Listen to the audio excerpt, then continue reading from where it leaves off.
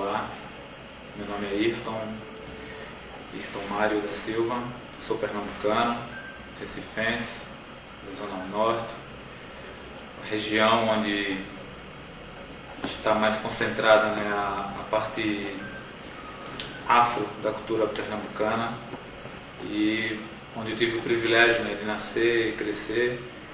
Desde da minha infância ouvia tambores tocando ao sul da minha casa, no dia de sábado, dia de domingo, às vezes o som vinha do lado norte.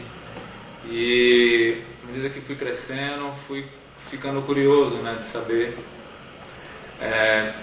que tambores eram aqueles que falavam, né, aquelas frases que o vento trazia até a minha casa, né? E na rua onde eu cresci,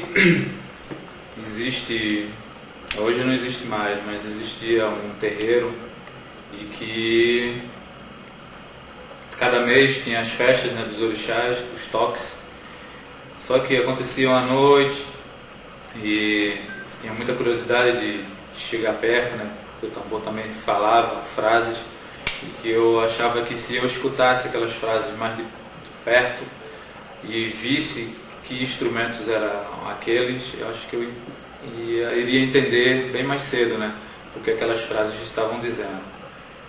Mas a minha família tem um lado católico, um outro lado do candomblé, então sempre houve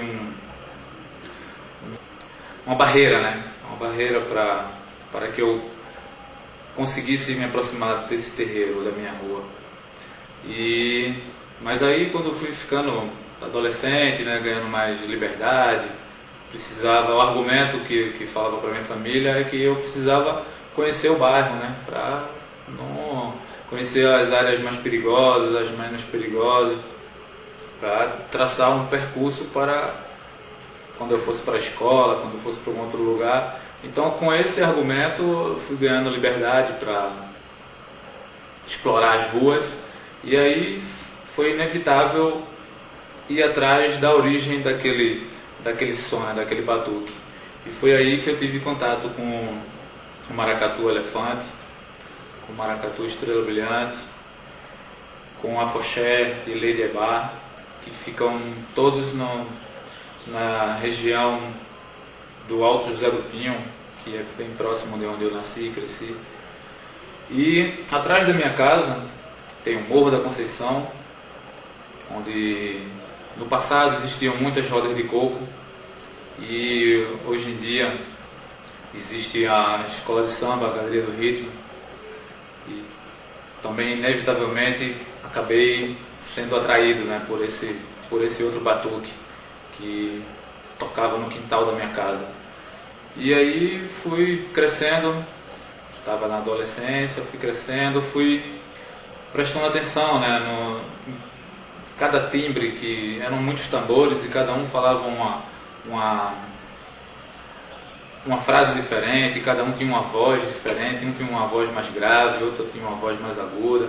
E aí isso foi despertando em mim uma curiosidade muito grande de saber como aqueles tambores eram feitos, né, o que tinha dentro deles ali, ou o que não tinha dentro deles, mas eu precisava enxergar um tambor daquele por dentro, né, para entender, a minha busca era pela alma do tambor.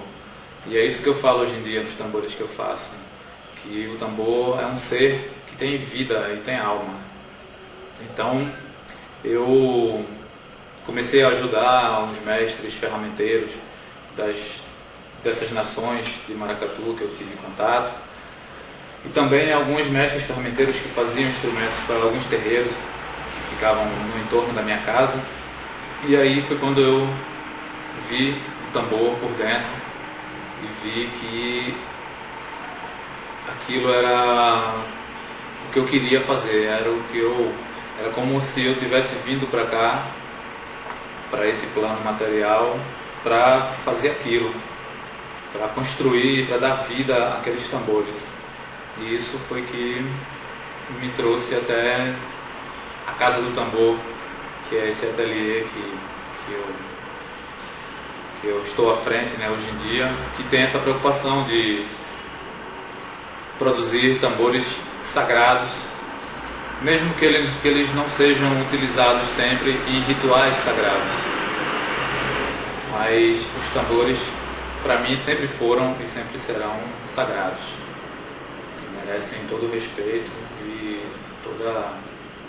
todo o zelo, né? Porque muita gente tem um tambor e não zela por ele. E o tambor é como um amigo, né?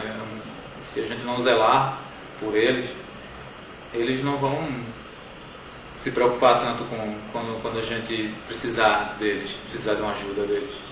Então, zelem pelos seus tambores, que eles continuarão fortalecendo a sua espiritualidade, o seu lar e a sua vida em geral.